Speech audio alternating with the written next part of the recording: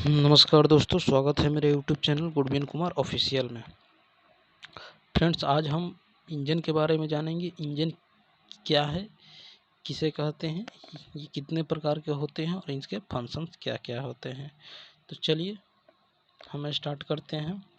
तो सबसे पहले हम ये जान लेते हैं कि इंजन क्या है या किसे कहते हैं। तो फ्रेंड्स, जैसा कि सामने आप लोग स्क्रीन पर देख पा रहे होंगे, यहाँ पर इसका डिफिनेशन लिखा हुआ है। चलिए हम आपको पढ़ के सुना देते हैं। ईंधन से प्राप्त होने वाली ऊष्मीय ऊर्जा को यांत्रिक शक्ति में बदलने वाली मशीन को इंजन कहते हैं। अब यहाँ ये कह रहा है कि ईंधन से प्राप्त होने वाली ऊष्मीय ऊर्जा को, यानी कि ईंधन जो है हमारा फ्यूल हो गया, जो हम पेट्रोल और डीजल गाड़ी में डालते हैं, उससे जो ऊष्मीय ऊर्जा को यांत्रिक शक्ति में बदलने वाली मशीन है, उसे ही हम इंजन कहते हैं। ठीक है फ्रेंड्स, चलिए नेक्स्ट आगे बढ़ते हैं। अब इसके हिस्ट्री के बारे में जान लेते हैं, डीजल इंजन का हिस्ट्री के बारे में। तो सन 1892 ईस्वी में डॉक्टर रूडोल्फ डीजल, जिसके नाम पर हमारा डीजल नाम पड़ा, डॉक्टर रूडोल्फ डीजल ने ऊष्मा इंजन बनाया एवं सबसे पहले डीजल इंजन सन 1897 ईस्वी में बना था। जैसे ही कोई कॉम्पिटिटिव एग्जाम में पूछ सकता है कि डीजल इंजन कब बना था, तो फ्रेंड्स डीजल इंजन सन 1897 ईस्वी में बना था। तो आइए अब ये जान लेते हैं कि डीजल इंजन क्या है। तो फ्रेंड्स, डीजल ऑयल में छुपी गर्मी की शक्ति को यांत्रिक शक्ति में बदलने वाली मशीन को डीजल इंजन कहते हैं। ठीक है फ्रेंड्स, डीजल इंजन का डिफिनेशन क्या है। डीजल ऑयल में छुपी गर्मी की शक्ति, जो डीजल ऑयल है उसमें जो उसके अंदर गर्मी छुपा हुआ है, उसकी शक्ति को यांत्रिक शक्ति, मैकेनिकल पावर में बदलने वाली मशीन को डीजल इंजन कहते हैं। ठीक है फ्रेंड्स, चलिए अब हम ये जानते हैं कि इंजन कितने प्रकार के होते हैं। तो इंजन फ्रेंड्स दो प्रकार के होते हैं। ठीक है, इंजन दो प्रकार के होते हैं, जैसे आप लोग सामने देख पा रहे होंगे। पहला है एक्सटर्नल कंबशन इंजन और दूसरा है हमारा इंटरनल कंबशन इंजन। तो आइए इसके डिफिनेशन जानते हैं। सबसे पहले हम एक्सटर्नल कंबशन इंजन का डिफिनेशन जान लेते हैं।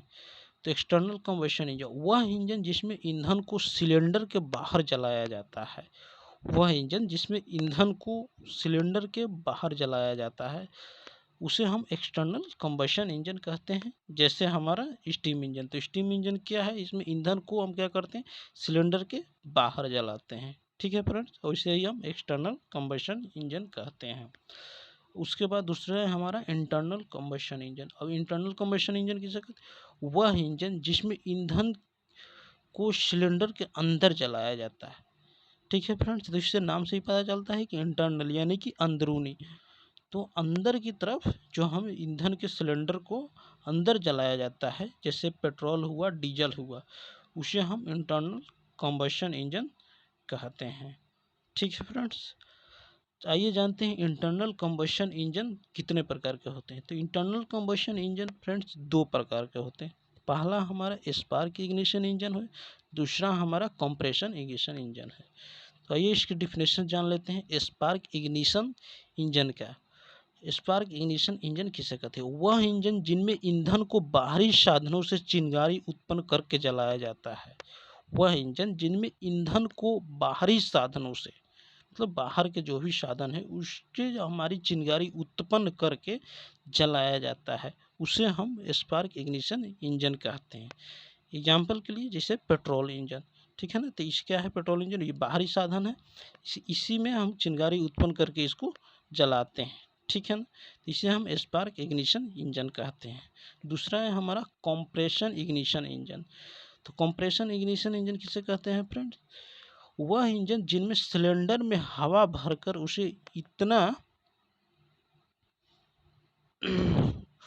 इतना दबाया जाता है कि वह इतनी गर्म हो जाए, जब उसमें ईंधन को छिड़का जाए तो ईंधन अपने आप ही जल उठे। तो जैसा कि हम जान रहे हैं कि जब उसमें ईंधन को छिड़का जाए तो ईंधन अपने आप ही जल उठे। ठीक है फ्रेंड्स, ऐसे इंजन को कंप्रेशन इग्निशन इंजन कहते हैं, जैसे डीजल इंजन।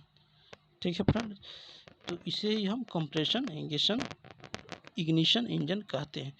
तो इसे नाम से ही पता चलता है कंप्रेशन, मतलब उसको कंप्रेस्ड किया जाता है, उसको दबाया जाता है।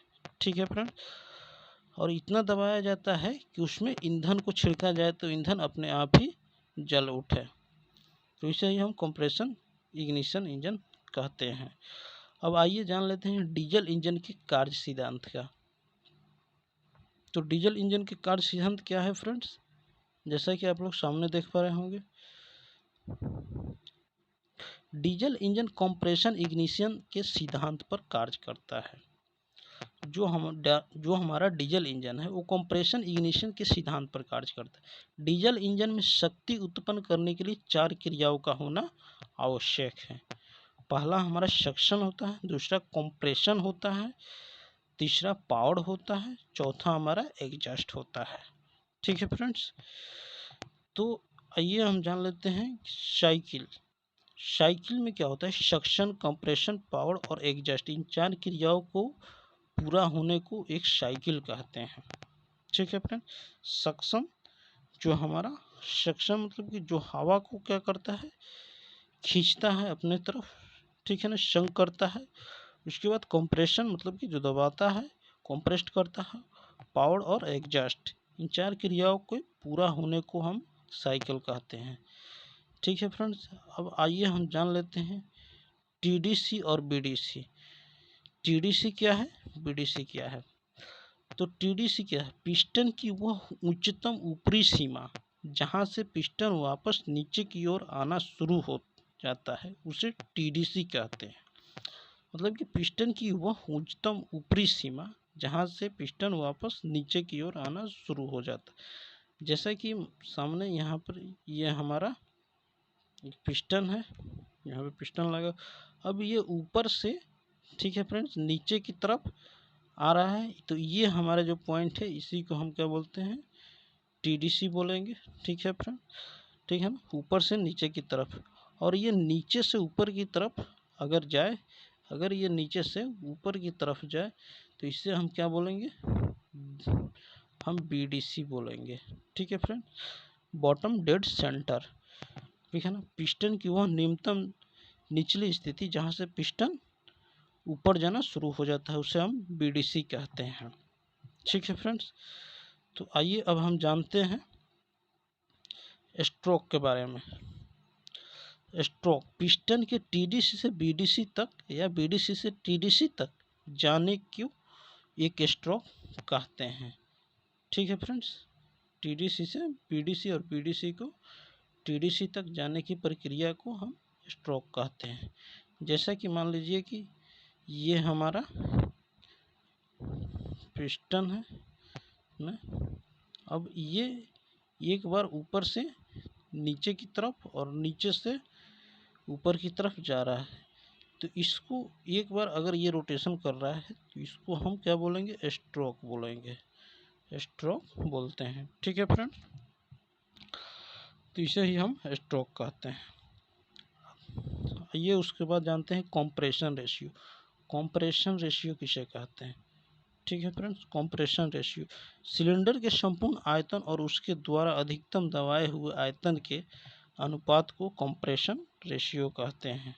ठीक है, WDM3A लोको का कंप्रेशन रेशियो 11.7:1 है।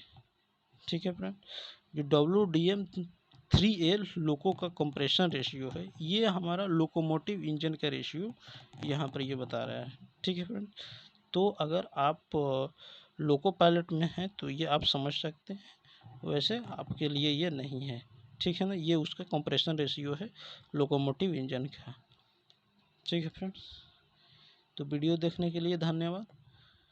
कमेंट और लाइक करें अगर आपको समझ में